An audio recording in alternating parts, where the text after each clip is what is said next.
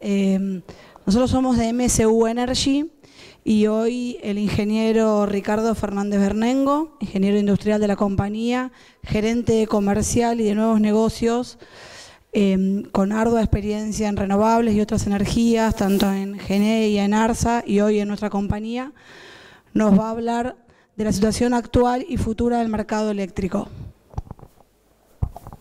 Bueno, buenas tardes. Gracias a Luis Mori y a la gente de Expotécnica que nos invitó a charlar un poco con ustedes. Me voy a quedar acá abajo para estar más cerca de ustedes. A ver, lo que les trajimos es contarles un poco la situación actual y futura del mercado eléctrico. MSU Energy es una empresa nacional, argentina, es una familia de hace muchos años que trabajó en la agricultura, que trabaja en la agricultura del año 1860, es la sexta generación. Y hace algunos años fundó una empresa que se llama MSU Energy, que se dedica al negocio de la generación de energía. En la actualidad tenemos 3 plantas de 150 megavatios cada una, 2 en Buenos Aires y una en Córdoba. La de Córdoba es en Villa María y en Buenos Aires en la localidad de Barker y en la localidad de General Rojo, cerca de San Nicolás. Son 3 plantas muy similares, son centrales térmicas, genera energía en base a gas y gasoil cuando falta el gas en el invierno. Se componen de 3 turbinas de gas General Electric, son las LM6000, son muy conocidas, pues se utilizan en los aviones, en los Boeing o en los Airbus. Estamos desde el 13 de junio operando la central de General Rojo y a fines de este año va a traer en servicio Barker y Villa María. Paralelo a eso, hemos ganado una licitación que implica cerrar el ciclo combinado. Las 3 turbinas están en ciclo abierto, son 3 turbinas de avión acopladas a un generador, genera energía y tiene una determinada eficiencia. Cuando uno cierra el ciclo y produce vapor con los gases de escape de la turbina de gas y luego inyecta en una turbina de vapor, lo que hace es eficientizar más el proceso. Entonces se dice que se cierra el ciclo de ciclo abierto a ciclo combinado. Y hemos ganado en esas 3 plantas 100 megavatios más. Es decir, que MSU Energy se está yendo a 250 megavatios en cada una de las plantas, totalizando una potencia de 750 megavatios. Esto es aproximadamente $1.000 millones de inversión desde el año pasado hasta dentro de 2 años.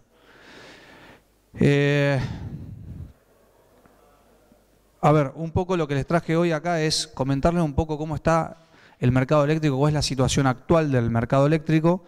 La realidad es que el mercado eléctrico, como muchos mercados, tiene sus transiciones. Muchas veces el Estado tiene un rol de controlador y de regulador, muchas veces el Estado tiene un rol de inversor, es decir, se aleja del rol de controlador y regulador y actúa como un player, como un jugador más. El mercado desde toda la vida tiene esas derivaciones. Estamos pasando una etapa en la que el Estado tenía cierto rol protagónico de inversión a través de empresas del Estado, haciendo a un mercado en el que el privado asume la responsabilidad, la ejecución y el riesgo, es decir, la inversión, y el Estado se posiciona en un rol de controlador y de regulador del mercado. En algunos países y para algunos momentos es bueno a veces que el Estado o el privado tomen determinadas funciones. Y luego les voy a contar un poco qué es lo que está viniendo en el mercado eléctrico. Esto es como algo bien general. Como todo mercado, existe una oferta y una demanda. En nuestro mercado eléctrico también es así, y entre ellas las vincula el transporte. Como todo mercado también existe lo que yo llamo una mesa de transacción, un mostrador. En una ferretería es el mostrador, en el mercado eléctrico es Camesa. Camesa, que es la compañía que administra el mercado eléctrico. Del lado de la oferta está toda la producción de generación de energía en todas sus fuentes. La hidráulica, la térmica, la nuclear y la renovable, y también podemos denominarlo la importación. Cuando uno importa de otros países energía eléctrica, también es una oferta para el mercado. Por el lado de la demanda están los distribuidores, los grandes usuarios y la exportación.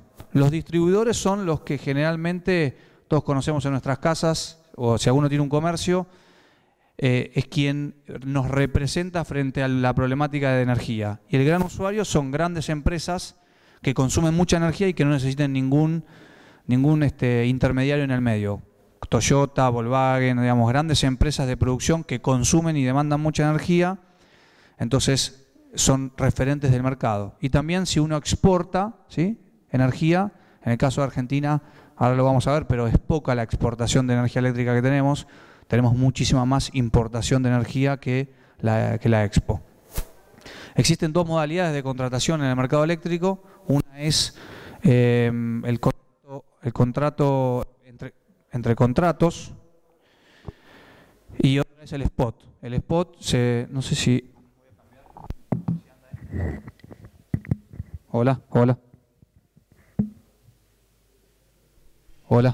El spot es un mercado que se utiliza para vender excedentes, ¿sí? Cuando uno no contractualizó todo, ya vendiste toda tu producción de energía, te queda energía todavía para vender, entonces lo comercializás en un mercado paralelo o un mercado spot. Este mercado tiene precios muchísimo más bajos que el de un contrato.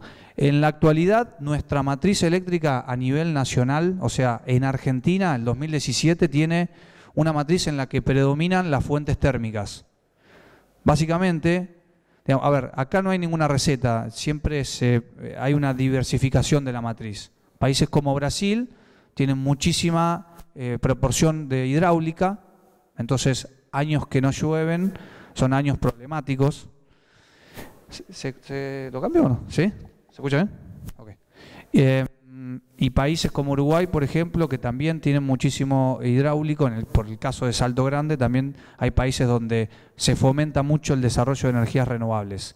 Entonces, uno en cualquier país puede encontrarse con una determinada matriz que no depende de muchas veces de las decisiones de los empresarios, sino más de una cuestión política. Caso Chile o caso Uruguay, que son países que no tienen combustible, se ven forzados a irse hacia otra generación de energía.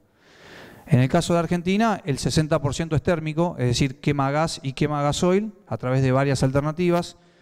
El 5% es nuclear, que son las 3 plantas nucleares que tenemos, tanto las nucleares como algunas hidráulicas son del Estado Nacional, caso Atucha 1, Atucha 2 y Embalse en Córdoba.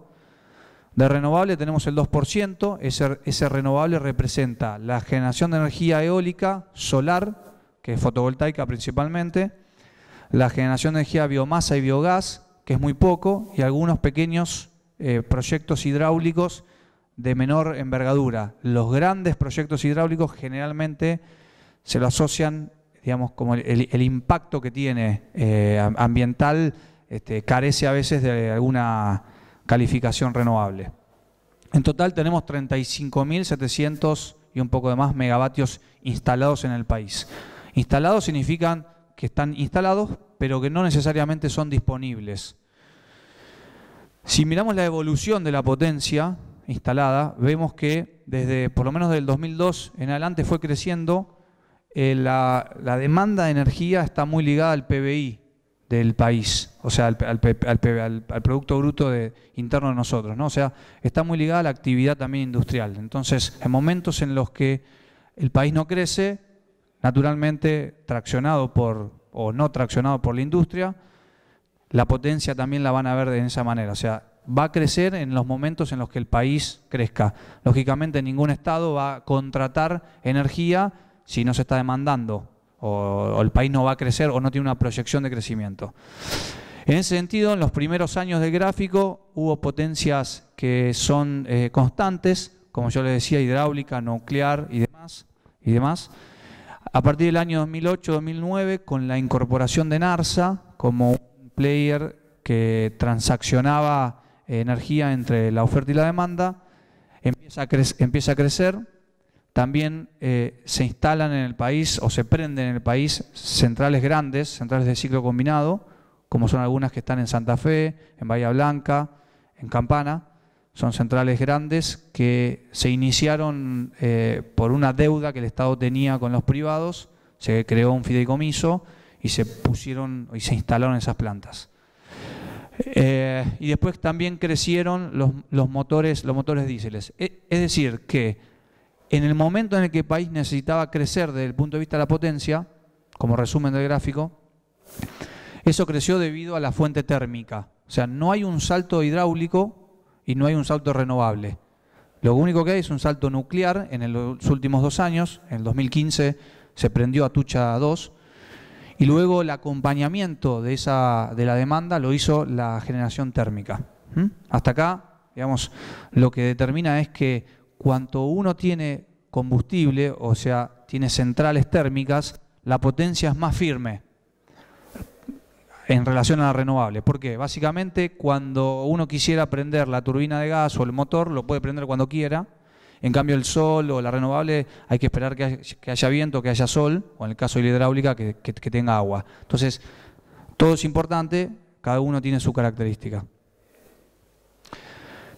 Este gráfico lo explico, pero básicamente lo que decía era de esos 35.000 megavatios de potencia que tenemos instalado en el país a nivel nacional, la disponibilidad hace a que esa potencia uno no la tenga justamente disponible. En el caso de las turbinas de vapor, lo que pueden ver, no sé si anda esto, acá, esta es la potencia instalada en el año 2017, 4.000 y pico de megas, pero como tiene una disponibilidad baja del 52%, entonces las potencias disponibles es de 2.000 y pico. Es decir, uno puede tener 4.200 megavatios de turbina de vapor, pero su disponibilidad es tan baja que no representa eso. Entonces empezamos a tener una indisponibilidad en el mercado. Mantenimientos programados, correctivos, intempestivas, roturas, falta de combustible, lo que sea. En general las turbinas de vapor están muy asociadas son muy obsoletas. En Argentina las turbinas de vapor son del año los 50, entonces su disponibilidad se ve afectado, como todo equipo, cuando uno grafica las fallas en el tiempo, lo que tiene es un índice muy alto de fallas al inicio, pasa con equipos industriales, porque el operador desconoce el producto, no escucha el ruido, no sabe qué aceite tiene que llevar. Una vez que normaliza y conoce la situación, la curva es constante, ya tiene un índice de falla muy bajo, y en el último periodo el índice de falla empieza a subir. Eso significa que empieza la obsolescencia. Equipos que, aunque le cambies lo que le cambies, siempre van a fallar. En el caso de las turbinas de gas hay una disponibilidad del 80%, en el caso de los ciclos combinados también, en el caso de la nuclear es un poco más bajo. Esta disponibilidad es un poco mentirosa porque en realidad lo que está contando es una central que hace tiempo que está fuera de servicio, es Embalse, que salió por un tema de mantenimiento programado. Entonces por eso, pero generalmente las nucleares tienen una alta disponibilidad. Luego las hidráulicas y el último el resto. Digamos, ok. ¿Qué es lo que se consume de combustible? Digamos, este gráfico que está arriba es el consumo, que no se ve nada, pero es el consumo de gas natural para las centrales que producen energía eléctrica justamente con combustible gas. Es decir, es la asignación de gas que se le da a las centrales térmicas. Claramente, en el eje X lo que tenemos son las semanas en el año, las 52 semanas en un año. Entonces, en el medio tenemos invierno y en las puntas el verano. Claramente, el consumo de gas o el gas que se le da a las centrales térmicas disminuye mucho en invierno porque ese gas se le da a los residenciales. O sea, nos lo dan a nosotros, cuando el gas escasea, nos lo dan a nosotros. Entonces, lo que tenemos es una baja de consumo de gas en las máquinas térmicas, pero un aumento en el consumo de gasoil. O sea, la generación de energía se mantiene, pero conmutando el combustible. Pasa de gas a gasoil. El gas va a los residenciales y el gasoil a las plantas. ¿Qué es lo que pasa con eso? Y que generalmente el producto de energía se encarece, porque no es lo mismo generar energía con gas que generar energía con gasoil. Está hablando de tres veces más caro. Por ahí el residencial no lo siente porque tiene un subsidio de tarifa, pero los industriales sí y el Estado también. Toda la energía que se genera en todos lados del país, el 60% se consume en 3 lugares, en el GBA, en Buenos Aires y en el litoral. Es decir, que toda la energía eléctrica de todas las plantas, centrales térmicas, nucleares, hidráulicas, renovables, el 60% se consume en Buenos Aires. En Buenos Aires y un poco en el litoral. ¿Cómo se distribuye esa demanda? El 40% de la energía que se genera, o dicho de otra manera, que se consume, lo consumen los residenciales. O sea, en el país, 40% de nosotros, en nuestras casas, consumimos el 40%. Hay un 30% que lo consume los comercios, que se denominan no residenciales, ¿sí? Es decir, los comercios hasta determinado nivel de potencia, pero en general son los comercios que naturalmente nosotros conocemos. Y luego hay un 20 y pico, o 20-30% que son las industrias. Para que quede, digamos, en la cabeza de nosotros es residenciales, 40, 30 los comercios y 30 las industrias. Ok. Esta es la importación y la exportación de energía eléctrica. Muchas veces, cuando uno ve un gráfico de importación y de exportación, no necesariamente significa que haya una necesidad. O sea, no es que uno importa por necesidad, sino que uno importa porque hay acuerdos bilaterales entre países, que uno le da energía y el otro le manda cuero, o le manda zapatos o algo así. Entonces, en este caso, en Argentina, en los últimos años sí, desde el 2009, el consumo de energía de importación se debe a una necesidad. No hubo ninguna transacción en el medio, no le mandamos a nada, ni a nadie ni a nada. Claramente lo que vemos es que tenemos una importación superior a la exportación. Por supuesto, es una pendiente que viene bajando. 2007, 2008, 2009 fueron años elevados de importación y ahora está yendo a una zona de disminución de la curva en el año 2017. Nosotros importamos de Brasil, de Chile, de Uruguay y de Paraguay. De esos son los que importamos. Hasta acá, digamos, cómo es la situación actual del MEM o del mercado eléctrico. ¿Qué es lo que está pasando ahora? Como le decía en la introducción, el Estado toma a veces posiciones que son de controlador y a veces son de inversores. Con la nueva administración de gobierno, o sea, con la nueva administración del mercado, el Estado está tomando un rol de controlador y está dejando en el privado que invierta. Cuando llegó el Estado, mejor dicho el gobierno actual, detectó una emergencia energética o declaró la emergencia energética producto de situaciones que ha considerado. Esa declaración de emergencia eléctrica le posibilitó instrumentar algunos mecanismos para contratar energía eléctrica. La primera que hizo fue una licitación, que es la resolución 21, que nosotros lo denominamos fast track. O sea, son centrales térmicas de rápida instalación, relativamente baratas y muy altas en su eficiencia. Pero la consigna era muy clara, yo quiero centrales térmicas en lugares donde haga falta y rápidamente. Eso fue la primera licitación, que fue en el año 2016, que es la resolución 21. Ahí hubo como 6.000 megavatios que se ofertaron y se adjudicaron algo así como 3.000. Los precios fueron considerablemente inferiores a otros momentos de Argentina y las eficiencias también. O sea, la realidad es que el Estado en este caso pagó algo un poco caro, pero no tan caro como se venía, pero ante la necesidad y la urgencia de tener centrales fue lo mejor que pudo conseguir. Luego, en el año 2017, lo que propuso es eficientizar eso que había contratado a un precio mucho más bajo. Es decir, le daba la opción de poner otros equipos tal que eficientice el proceso, entonces no se quedaba con centrales que tal vez en el futuro no usaba. Entonces resolvió o intentó resolver un problema coyuntural y después pensó en el largo plazo y de manera eficiente. Y en paralelo lo que hizo fue sacar las licitaciones Renovar, que son las licitaciones de energía renovable o de energía eólica, solar y demás. Sacó 3, que se denominó la 1, la 1,5 y la 2, y luego sacó una resolución para que entre ofertas y demandas se contractualicen energía renovable. Es decir, que uno puede poner un parque eólico y no vendérselo al Estado. Es decir, no venderle la energía en el tiempo al Estado, sino que puede ir a un gran usuario y venderle la energía.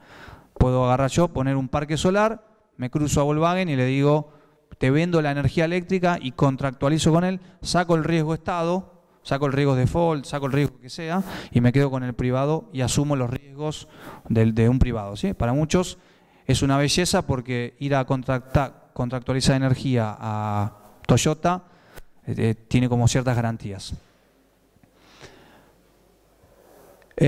Hasta hoy lo que hizo el Estado fue entonces pensar en la cuestión coyuntural, en el largo plazo eficiente y en el largo plazo energía renovable. Si vemos lo que se adjudicó de potencia eléctrica desde el 2016 a la fecha, fue en la primera resolución se adquirió o adjudicó 3.000 megavatios.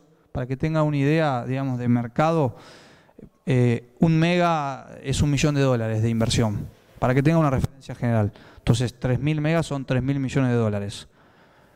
Eso fue la primera resolución. Después entró Renovar, que tomó 1.143 megavatios renovables, solar, eólico, fotovoltaico, etc. Luego hizo la segunda licitación Renovar, que fue la 1,5, que adquirió 1.200 megavatios.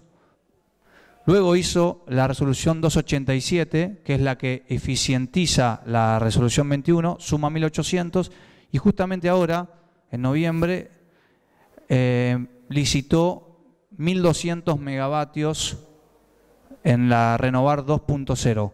Todavía está en proceso, eso todavía no está adjudicado. Es decir que a hoy, desde el año pasado a la fecha, hay 8.400 megavatios, de los cuales algunos ya están instalados y otros se están instalando. Y hay algunos que tal vez ni se instalen porque generalmente cuando uno tiene adquiere una licitación, después uno empieza a ver pata por pata qué tiene, qué no, si le cierra el número y muchas veces rescinden los contratos. Esperemos que no pase, digamos, ¿no? La energía es necesaria. Entonces, estamos hablando de 8.500 millones de dólares de inversión genuina de largo plazo del sector privado en el ámbito de la energía eléctrica. Principalmente, la primera licitación se concentró en Buenos Aires, ¿sí? No se ve nada, acá. En color rojo van a ver dónde se posicionaron las plantas. Fueron turbinas de gas y motores. La segunda licitación, que fue la de eficientizar el proceso, fue en la zona del litoral, básicamente porque aparece la presencia de la cogeneración. Básicamente cogenerar es inyectar energía y vapor, o vender vapor a una industria, con lo cual necesitas mucha cantidad de agua, pues el vapor va al proceso pero no vuelve, entonces necesitas reponer siempre en tu ciclo de vapor, necesitas reponer agua, además de enfriar las torres, etcétera. Entonces, lo que necesitas es mucha cantidad de agua y eso generalmente se da en la zona de donde está el Paraná. Además, las empresas industriales, las que requieren mucho vapor, que son empresas de crashing, empresas como Cargill, Bunge, T6, son empresas que exportan aceites, están en esa zona, en la zona del Paraná. En Renovar, como ustedes ven, se puso energía renovable por todos lados, son proyectos mucho más chicos. La energía eólica generalmente la asociamos al sur de Buenos Aires o a la Patagonia, no tanto, no tan abajo. Que haya mucho viento no significa que uno tenga que poner un parque eólico. Puede haber excesivo el viento, entonces los aerogeneradores ni siquiera prenden, quedan frenados y no inyectan energía. Entonces hay que medir bien el viento. Y en la zona de Cuyo, en la zona del NOA, es donde se colocan los paneles solares, ¿sí? Los paneles fotovoltaicos. Para que tengan una idea, por cada molino de 2 megas se necesitan alrededor de 10 hectáreas de espacio. Un molino de 2 megas necesita 10 hectáreas. Y en el caso de la fotovoltaica, para 1 megavatio de potencia se necesita alrededor de 2 hectáreas de disponibilidad. El 60% fue energía eólica y el 40% prácticamente solar. Digamos, esa es la división más clara. Después hay algo que es el biogás y la biomasa, pero son proyectos muy chicos que no pesan tanto en la torta. Con lo cual, al 2020 Argentina va a tener 3.600 megavatios de energía renovable, por lo menos hasta ahora, considerando un potencial de 1.200 megavatios en esta ronda. Es decir, de tener los 500 o algo así que les mencionaba, el 2%, la idea es ir creciendo hasta que el año 2023 o 2024 tengamos el 20% de la energía que todos consumamos sea de origen renovable. Esto es una proyección para que vean, si estamos en el 2017-2018, la parte, acuérdense que yo les decía, cuando el país crece, o cuando el país creció, fue acompañado de la energía térmica, es decir, de aquella energía que consume gas, gasoil, etc., ¿no? Este concepto está modificándose y es, bueno, vamos a acompañarlo con la energía térmica, porque es algo firme, pero démosle mucho impulso a la renovable. Entonces, suponiendo que el país crezca, bueno, en realidad no, crezca o no crezca, esto ya lo va a tener, pero digamos, hay un crecimiento muy fuerte de energía renovable en el país. Esto ya es un hecho, digamos, no les estoy contando una proyección nuestra, o esto es contratado por el Estado a los privados. Digamos, esto es lo que vamos a tener dentro de algunos años. Se puede llegar a modificar un poco porque, como les decía, no todos los contratos se cierran. Para que tengan una idea de un día de generación de energía, ¿cómo se compone? Abajo, de 0 a 24 horas, y arriba es el nivel de potencia del mercado eléctrico. Lo primero que se despacha es la hidráulica de pasada, ¿sí? Que son las hidráulicas que generalmente no pueden albergar agua o almacenar agua, pues se desbordan y empiezan a ver agua y pueden producir un accidente muy grande. Entonces, todo agua que tienen arriba la alargan y la hacen turbinar. Esa es la primera. La segunda es la nuclear. Básicamente se despacha la nuclear porque, no por un tema ambiental, sino porque los procesos de arranque y de parada de las centrales nucleares son muy extensos. O sea, arrancar de cero una planta parada nuclear hasta su carga base puede llevar algunos días. Entonces, generalmente las despachan siempre para no tener que estar prendiéndolas y apagándolas. Además, hay un tema de seguridad de los reactores que tienen tiempos muertos, uno tiene que esperar. Es bastante complejo un arranque de una planta de esas. Luego aparecería la renovable, que es eólica, la verde, agudizándose muchísimo más en la zona del mediodía, y lógicamente la solar. Lógicamente la solar, porque la solar, cuando hay sol, larga, y cuando no hay sol, no larga, no hay baterías, acá no hay un almacenamiento de energía temporario, porque a la escala a la que está la solar, verdaderamente se sigue cumpliendo el que la energía no se almacena, ¿no? Luego está la térmica y luego está la hidráulica de punta. Es decir, que en los momentos en los que tendríamos generación de energía renovable, estaríamos desplazando la energía térmica y la hidráulica de punta, lo cual es muy bueno porque el gas que no consume esa planta o el gasoil que no consume va a estar disponible para todos nosotros. Además de, tal vez, preferir algunos la prioridad de despacho de las energías renovables. Quiero decir, hay gente que dice que necesita prioridad, lo cual yo comparto, porque viento que no agarro con el aero es viento que perdí, digamos, no lo puedo volver a traer. Entonces, mientras haya viento, es preferible que sople, que genere energía la eólica, o lo mismo con la solar.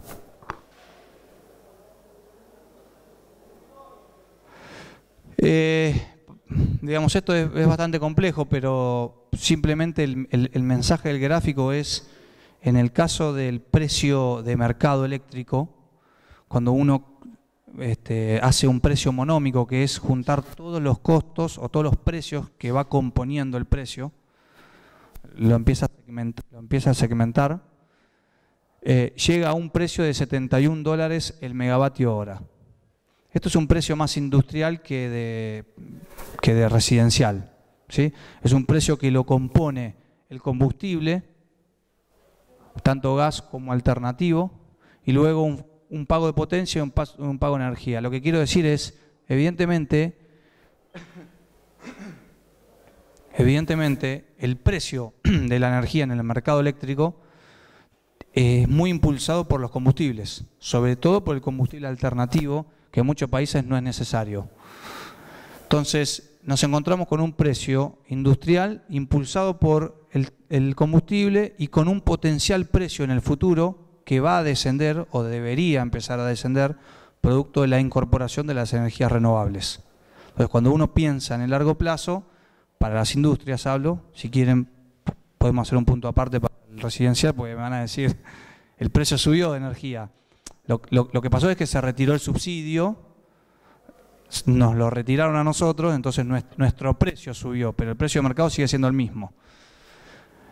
Con el tiempo eso debería empezar a reducir, empezar a bajar a medida que se incorporen las energías renovables.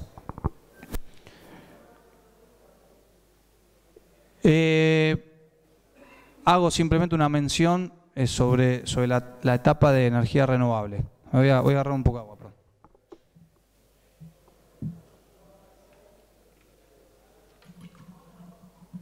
Argentina tiene una experiencia de energía renovable un poco distinta. Digamos, de toda la vida, Argentina tiene muy buen sol, el mejor sol del mundo y el mejor viento del mundo. Digamos, eso no se le puede discutir a nadie, pues es aritmético, es cuánto viento pasa por tu puerta o cuánto sol cae en tu casa. Entonces es una cuestión matemática. Sin embargo, el desarrollo renovable en el país no tuvo muy buen impulso desde toda la vida, ¿no? Ahora está empezando a tomar impulso. En el año 2000, ¿la 26191? ¿2007? ¿2000? En el año 2006 se emitió la ley 26190, que empieza a fomentar las energías renovables. Faltaban decretos, había que trabajarlo bastante, se avanzó un poco en la energía renovable, se construyeron en realidad tres parques, 2 parques eólicos y un parque solar. A la empresa a la que yo trabajaba en ese momento, nosotros pusimos el primer parque eólico más grande de Argentina, que está en Rawson, y el parque solar más grande de Argentina en Cañada de Chimbera, en San Juan. O sea, Rawson y San Juan. Entonces se desarrolló poco, independientemente que para nosotros era lo mejor y era todo, para el país era poco. En el 2015 se modificó esa ley, la ley 2790, y se impulsó la 27191, que es un poco más estructurada, un poco más trabajada y más orientada a la industria, ¿sí? Es decir, empieza a obligarles a la industria, a todos estos nombres que yo les decía, a que tienen que contratar energía renovable. Están obligados. Si no lo hacen, hay una penalidad. Cuando uno mira el número, en realidad lo que está haciendo el gobierno es orientar a que contrate energía renovable, porque la penalidad es mucho más alta. Y luego, además de contratar, propone un mercado en el cual se contraten entre privados, ¿sí? Se gestionen entre ellos la posibilidad de ofrecer y de tomar energía renovable. ¿Cuáles son las metas que plantea la ley? La ley plantea que el 8% de la matriz de los grandes usuarios del consumo de energía, el 8% de su consumo, sea de origen renovable en el año 2018. Y así vaya escalonando su matriz hasta el 2030, donde el 20% de su consumo de una planta como la que quieran, pero una planta grande, tiene que ser de origen renovable. Tiene que ser significa que si no lo es, hay una penalidad. La penalidad es, como dije recién, es excesivamente larga, es muy grande, está pagando el combustible importado de una máquina en no sé dónde. Entonces, evidentemente le conviene al gran usuario tomar energía renovable. ¿Cuáles son las opciones que tiene el gran usuario para contratar energía renovable? Puede autogenerarse, o sea, puede decir una empresa grande, de grandes dimensiones, decir, yo voy a poner mi propio parque eólico, mi propio parque solar, lo voy a poner en el parque solar, lo voy a poner en San Juan, mi planta está en Caballito. Hola, voy a darle chance a este de acá. ¿Se escucha bien ahí? Voy a poner mi planta en San Juan, una planta solar, 20 megavatios, yo voy a hacer la inversión y voy a consumir mi energía en, no sé, en Boulogne, donde tenga la planta industrial. Para el mercado es transparente, hay alguien que genera y hay alguien que consume, Entonces, perfecto. Eso lo puede hacer el gran usuario. Puede decidir asumir el riesgo e invertir en una planta para cumplir con esta meta que les decía del 8, 12, 16, 20. Esa es una opción que tiene. Generalmente los precios no están orientados a eso. Cuando uno mira la grilla de precios, evidentemente no es lo mejor para el usuario, para el gran usuario. Y también muchas veces falta el conocimiento. El gran usuario que hace, no sé, transformadores, sabe hacer transformadores, no sabe operar una planta renovable, entonces lo terciariza. La otra opción es que la compre, o sea, que no la autogenere, sino que la compre. Acá puede ir a un generador, como es el caso de MSU o como cualquier otro, y decirle, señor, póngame una planta y yo le voy a contratar a usted por un plazo largo la energía que a mí me falta para cumplir con la ley. Entonces, nos casamos, entre comillas, en un contrato de largo plazo, yo pongo una planta eólica, una planta solar, y él me consume la energía. La otra es que vaya a un distribuidor, que diga, ¿saben qué? No me gusta ningún generador, no les creo a ninguno, no me gusta lo que sea, voy a ir a un distribuidor, que es el que hoy le está vendiendo la energía, y le dice, señor, vaya a contratar usted energía, junte a varios de nosotros, varias industrias, y usted, en representación nuestra, vaya a contratar energía renovable y véndamela. Por supuesto, es un poco más caro. Puede ir a un comercializador, que es casi como un distribuidor, o puede comprarla directamente a Gamesa. Puede ir a Gamesa y decir, yo quiero comprarle la energía a usted. La otra que puede hacer es no hacer nada, es decir, podría, lo cual económicamente no es una solución. Es una solución técnica, puede no hacer nada, pero económicamente no es una solución. Entonces, estas son las maneras que tiene, y tal vez a gente como nosotros, profesionales como nosotros, lo que nos interesa es el mercado que se está abriendo, que es, bueno, además del Estado, de ir con el Estado y demás, además hay dos privados que se van a contractualizar obligadamente y van a necesitar servicios y bienes. Muchos de los bienes son importados, lo sabemos todos, caso de los paneles o los aerogeneradores, no sé, algunos componentes se pueden utilizar acá, pero sí hay toda una dotación de transformadores, de cables, mano de obra, civil, armaduras. Las estaciones transformadoras generalmente se producen acá. Acá vi a Tadeo, está en la puerta, pero que tiene una capacidad de producción muy buena en transformadores. Bueno, servicios de consultoría, etcétera, etcétera. ¿Qué es lo que el gran usuario va a ver? Lo que va a ver el gran usuario es que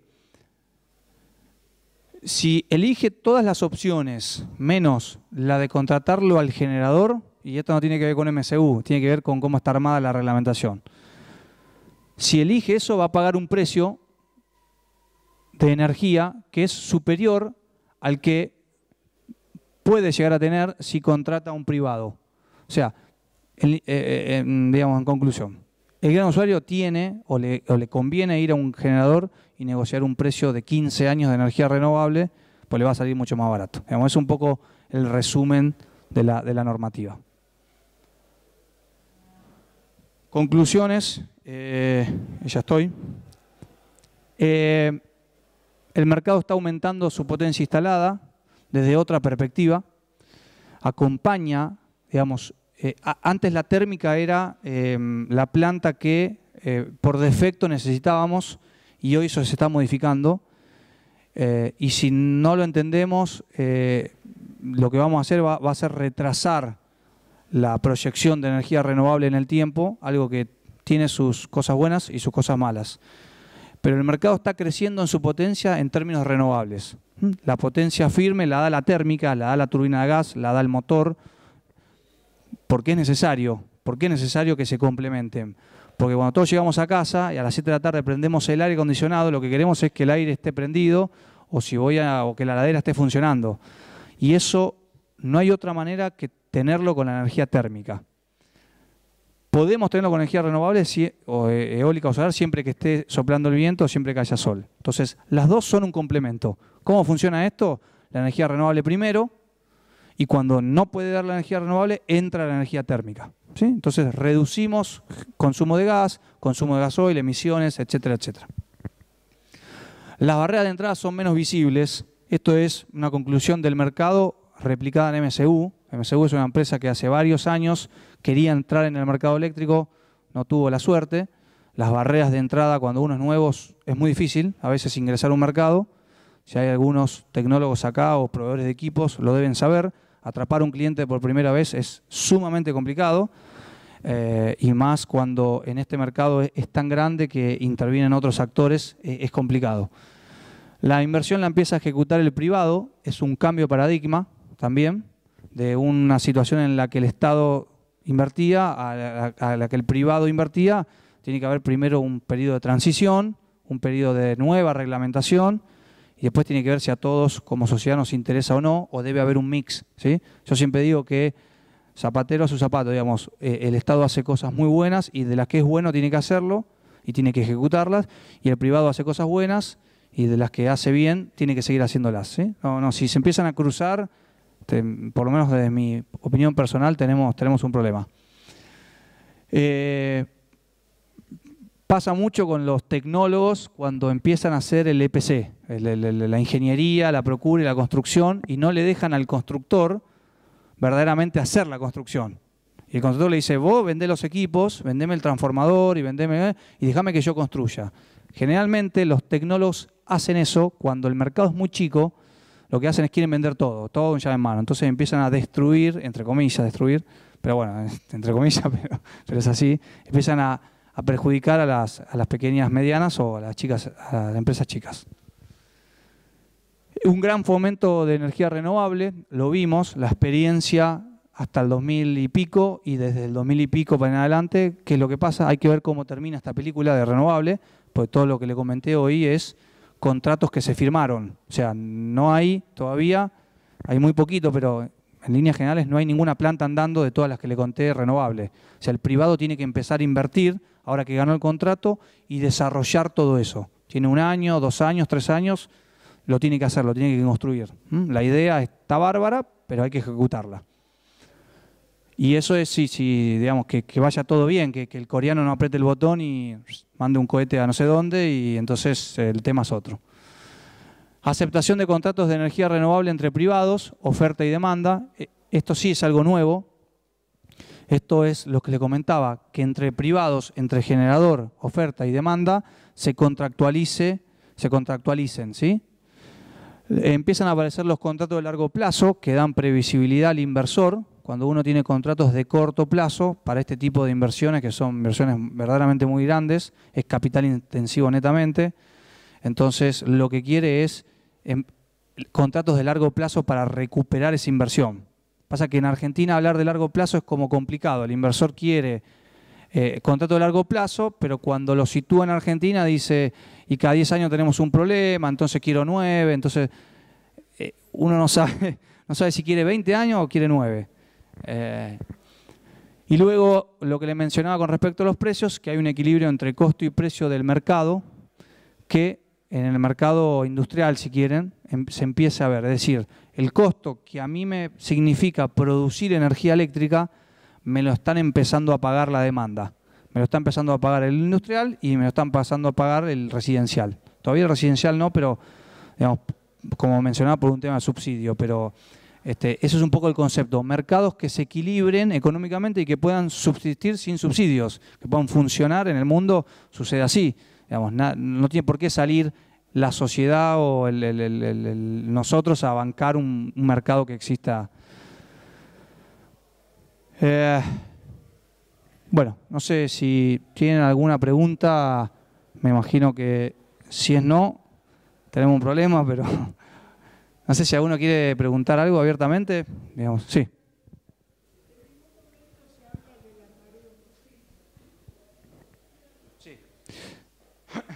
No, se escuchó, lo repito. El caballero pregunta, en ningún momento se propone la mareomotriz. Hay 2 o 3 fuentes que no son muy conocidas en Argentina.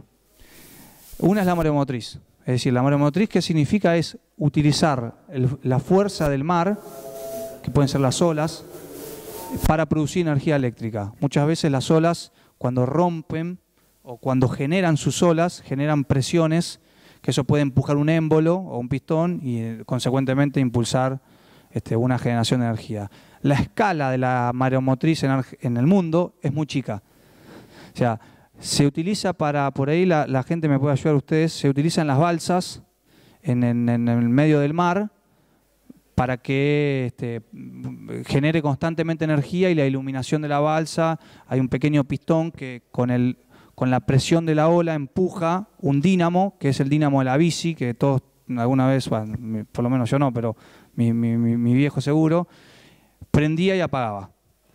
Como eso no se puede hacer a gran escala todavía, no se fomenta. Mi posición, y creo que también usted la debe pensar si hizo la pregunta, es que debería fomentarse de todas maneras, por lo menos a cuestiones de laboratorio. O sea, para hacer un camino largo, uno tiene que hacer un paso, ¿no?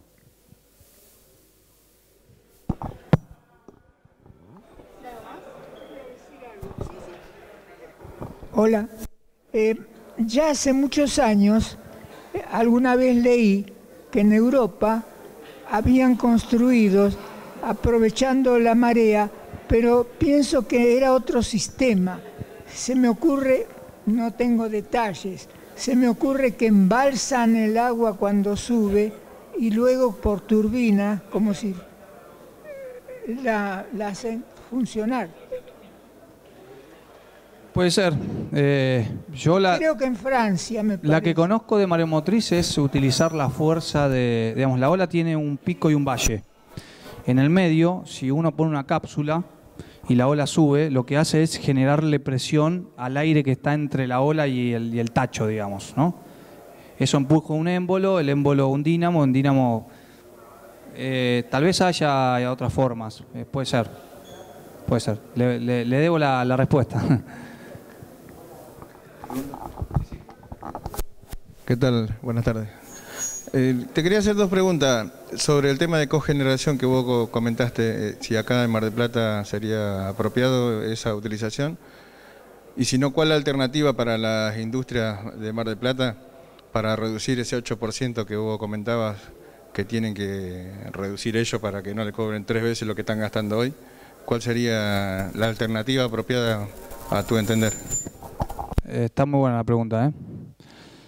A ver, vamos por partes. La primera es la cogeneración. ¿La cogeneración qué es? Es un motor o una turbina acoplado a un generador eléctrico que inyecta energía a un lado y que el escape, que es un producto, es el 30 y pico o más, en algunos productos es el 70% de la energía se disipa en forma de escape. Cuando vemos en el auto, en el escape. Ese calor que se va, que es energía, se puede utilizar para calentar agua, ese agua hervirla, generar vapor y mandarle vapor a alguien. Puede ser una industria, puede ser un secado. Digamos, hay un aprovechamiento interesante que lleva la eficiencia del 30 al 80%, o sea, es enorme la diferencia, solamente con calentar agua. Parece gracioso, pero es termodinámica pura. Entonces, la cogeneración, tal vez en industrias que requieran vapor, yo no tengo en claro en Mar del Plata dónde se puede, pero sin duda que si hay un parque industrial grande, que seguramente lo debe haber, seguramente hay industrias que requieren vapor, industrias para secado, para su proceso. Entonces vos pones una generación de energía y producís vapor. Es una eficiencia enorme, en Argentina no está muy desarrollado, esa es la realidad, pero en países como España, por ejemplo, o Francia, que el caballero mencionaba, si bien Francia tiene una matriz muy nuclear, existe cogeneración y es altamente utilizado. Y vuelvo a decir lo mismo, no es más que los gases de escape que largamos en la turbina, meterlos a una caldera, producir vapor. Digamos, ya con el solo hecho es enorme. Y con respecto al otro, te voy a dar dos respuestas, una comercial y otra técnica. La comercial es, me pueden llamar a mí para venderles. Mar del Plata, yo no recuerdo no sé, solar seguramente no tiene. Y bueno, Necochea, Mar del Plata, sí hay desarrollos renovables. Necochea, hay buenos vientos, Mar del Plata también tiene buenos vientos, y tal vez lo más interesante para algo como Plata es algo offshore, o sea, molinos fuera de tierra, en el mar, ¿no? Hay muchos vientos, hay buenos vientos, tal vez se puede utilizar. Es algo bastante más complejo, pero se puede hacer algún parque eólico en Mar del Plata, hay buenos vientos, y venderle a las industrias. O sea, podrían... Ojo, tampoco hace falta que el parque eólico esté en Mar del Plata. Puede estar el parque eólico en San Juan, Neuquén, donde sea, y contratar la energía. Pagás el transporte y te lo traes a tu planta. No sé si responde la... Ok. Sí. ¿Qué tal? Te quería hacer dos consultas. Una por ahí no me quedó muy clara. El tema de cuál es el costo actual de la generación de energías renovables, teniendo en cuenta toda la puesta en marcha de un parque y de generación en comparación con el resto de las tecnologías. Y de qué manera, qué estrategias se pueden seguir para bajar ese costo, que me imagino que en este momento es alto en Argentina. Bueno, a ver, el precio de energía renovable es inferior a la térmica en algunos puntos. Hoy charlábamos y yo les comentaba que el costo en Argentina es alrededor de $71 el megavatio hora. Es decir, que por cada megavatio hora que consumimos pagamos $71. Eso es en base a una matriz que no tiene renovable. ¿Se acuerdan que yo les decía, digamos, la experiencia hasta hoy muestra que el desarrollo renovable no existió en Argentina y a partir de ahora sí, que hay que ver si se puede construir? Ahora bien, este número no tiene ninguna componente renovable, es lo que tenemos hoy. Entonces, hoy se está pagando $71. La energía renovable es un poco más barata. Hay 49, 50, 55, 60 en términos de hoy. Hay que ver en el tiempo cómo se produce. O sea, que en principio podríamos empezar a decir que renovable es un poco más atractivo económicamente que el térmico. Pero hay una salvedad, si querés sobre eso, una nota al pie, que es el renovable necesariamente necesita un térmico. Porque si en un pueblo aislado del sistema pones un aerogenerador, en algún momento el pueblo se queda sin luz, porque el viento no está siempre. Entonces necesitas un motor térmico. La pregunta muchas veces es, bueno, por cada molino, ¿tengo que poner un motor? Pues entonces es un costo doble. Bueno, no es tan así. Pero en principio sería competitivo, con la salvedad de que por cada megavatio que instalamos renovable, algo térmico tenemos que poner. Y la segunda pregunta... ¿Estrategias para bajar ese precio? Bueno, a ver, estrategias para bajar el precio. Primero, yo creo que para el térmico hay que ir un paso más atrás. Hay que hacer competir a los productores de combustible. Recuerden que el precio, el 70% del precio es combustible. Entonces, si queremos una energía más barata, lo que necesitamos es tener precios de combustible más baratos, ¿sí?